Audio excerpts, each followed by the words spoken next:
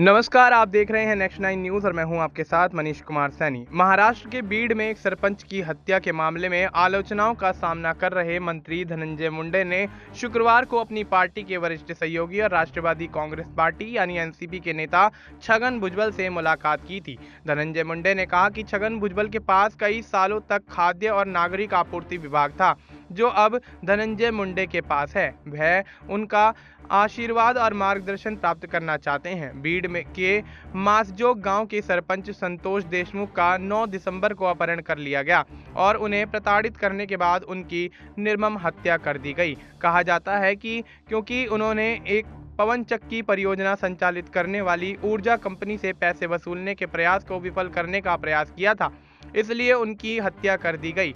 धनंजय मुंडे के सहयोगी और सरपंच हत्याकांड के आरोपी वाल्मीकि कराड़ को जबरन वसूली के मामले में गिरफ्तार किया गया है। इसके बाद से विपक्ष मुंडे के इस्तीफे की मांग कर रहा है, जिससे महाराष्ट्र के अंदर पक्ष और विपक्ष के बीच माहौल काफी ज्यादा गर्माता हुआ दिखाई दे रहा है। वहीं इससे पहले छगन भुजबल ने इस मामले में कहा, मुख्यमंत्री ने स्पष्ट किया है कि वे पूरी जांच करेंगे। जो भी दोषी पाया जाएगा, चाहे वह राजनीतिक दल का करीबी ही क्यों ना हो, उसके खिलाफ सख्त कार्रवाई की जाएगी। जांच शुरू होने से पहले धनंजय मुंडे के इस्तीफे की मांग क्यों की जा रही है? क्या जांच में अभी तक कुछ सामने आया है? जांच के नतीजा आने से पहले किसी के इस्तीफे की मांग करना गलत है। साथ ही आपको यहाँ ये भी बता दें कि उप मुख्यमंत्री अजीत पवार की अगुवाई वाली एनसीपी के प्रमुख ओबीसी नेता छगन भुजबल 20 नवंबर को हुए विधानसभा चुनाव के बाद राज्य में बनी नई बीजेपी एनसीपी शिवसेना सरकार में जगह नहीं मिलने से कथित तौर पर नाराज थे।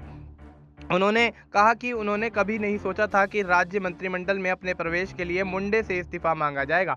अब ऐसे में इस मामले को लेकर महाराष्ट्र के अंदर सियासी खींचतान शुरू होता हुआ नजर आ रहा है, जिसके चलते कहीं ना कहीं धनंजय मुंडे पर तमाम सवालिया निशान खड़े होते हुए नजर आ रहे हैं। और ऐसे में छगन भुजबल का धनंजय मुंडे के समर्थन में उतरना कहीं ना कहीं अब एनसीपी को मजबूत करता हुआ नजर आ रहा है, क्योंकि लंबे समय से छगन भुजबल को मंत्रिमंडल में शामिल न किए जाने को लेकर तमाम कयास लगाए जा रहे थे कि अब छगन भुजबल कहीं ना कहीं एनसीपी को छोड़ सकते हैं और ऐसे में एनसीपी छोड़ने के बाद वो भारतीय जनता पार्टी या किसी अन्य पार्टी के अंदर शामिल हो सकते हैं। लेकिन छगन भुजबल की तरफ से स्थिति साफ कर दी गई थी और वो ये कहते हुए नजर आए थे कि धनंजय मुंडे से इस्तीफा दिलवा कर वो मंत्री नहीं बनना चाहते हैं। और ऐसे में धनंजय मुंडे का अब समर्थन जिस तरह से छगन भुजबल कर रहे हैं, उससे एक अलग ही संदेश जाता हुआ नजर आ रहा है। अब देखना यही होगा कि इस मामले में किस तरह से कार्रवाई पुलिस द्वारा की जाती है और उसके बाद पार्टी क्या कुछ फैसला लेती है, ये भी एक बड़ा अहम सवाल बनता हुआ नजर आ रहा है। फिलहाल आपको इस मुद्दे पर क्या कुछ लगता है, आप अपनी राय हमें कमेंट करके बता सकते हैं। बाकी देश और दुनिया से जुड़ी तमाम जानकारी के लिए आप देखते रहिए नेक्स्ट 9 न्यूज़।